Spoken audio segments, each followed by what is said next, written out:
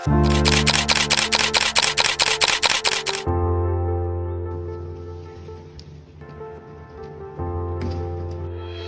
orang tahu bahwa kereta ini cepat, tapi banyak juga yang nggak tahu bahwa utang yang digelontorkan untuk proyek ini juga melaju sangat cepat.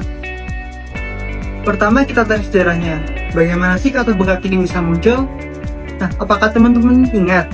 Pada tahun 2015, pemerintah memilih Cina sebagai mitra untuk mengembangkan proyek bus ini.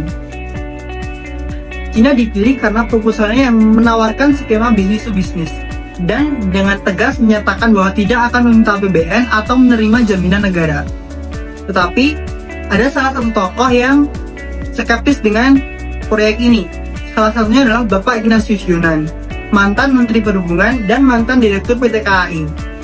Beliau menyebutkan bahwa proyek ini tidak efisien karena rute dari Jakarta Bandung ini cukup pendek untuk dijangkau high speed train. Hal ini terbukti dengan lonjakan biaya yang mencapai 1,2 miliar US dollar atau setara dengan 20 triliun rupiah.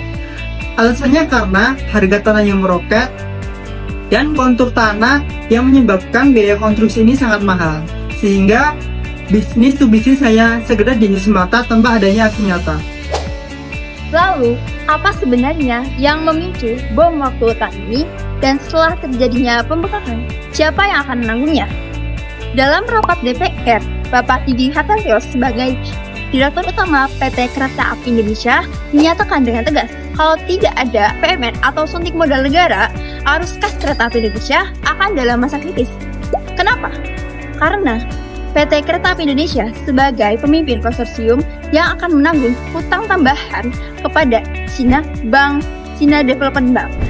Dan dalam negosiasi bunga ini dipimpin oleh Bapak Luhut Panjaitan yang menyatakan dalam angka 3,4%. Angka ini memang lebih rendah dari yield obligasi global, akan tetapi berisiko terhadap penjaminan APBN. Jadi, ketika PT KCIC gagal membayar, beban itu tidak hilang, akan tetapi berpindah pundak terhadap APBN kita. Sekarang kereta sudah beroperasi. Apakah masalah selesai? Belum. Tantangan hari ini ada pada operasional bus, listrik yang tinggi, dan maintenance yang mahal. Dari sisi lain, dilihat dari kacamata hukum, tokoh seperti Profesor Mahfud MD sering mengingatkan bahwa pentingnya konsistensi aturan. Realitanya sekarang, tiket bus memang laku di hari weekend. Tapi PR besarnya, bagaimana cara mengisi kursi kosong di hari weekdays supaya cash flow tetap aman dan tidak bergantung pada subsidi tersebut. Lalu, gimana nasib hutang ini? Jadi kuncinya ada di transit oriented development. Stasiun itu bukan cuma untuk naik turunnya penumpang, tapi bisa menumbuhkan potensi ekonomi yang baru. Harapannya, value properti yang ada di sekitar stasiun Tegaluar dan Halim ini bisa sedikit menutup hutang yang telah dimiliki oleh pemerintah. Lalu, gimana sikap dari pemerintahan yang baru? Presiden Prabowo berkomitmen untuk menambah rel dari proyek bus ini hingga ke kota Surabaya. Jadi, supaya proyek ini bisa lebih efisien untuk skala ekonomi. Baginya, hal ini bukan memandang lagi soal untung maupun rugi, tapi terkait dengan kedaulatan teknologi serta aset strategis yang telah dimiliki negara kita. Makanya, jika ingin memperlebar peluang ekonomi dari proyek ini, maka seharusnya proyek ini dikelola dengan efektif dan efisien. Kesimpulannya, jadi kenapa muncul istilah bom waktu utang? Bus merupakan anak mahal yang telah lahir. Pilihannya cuma satu, besarkan dengan cara yang benar melalui integrasi antar moda atau biarkan dia membebani APBN selamanya.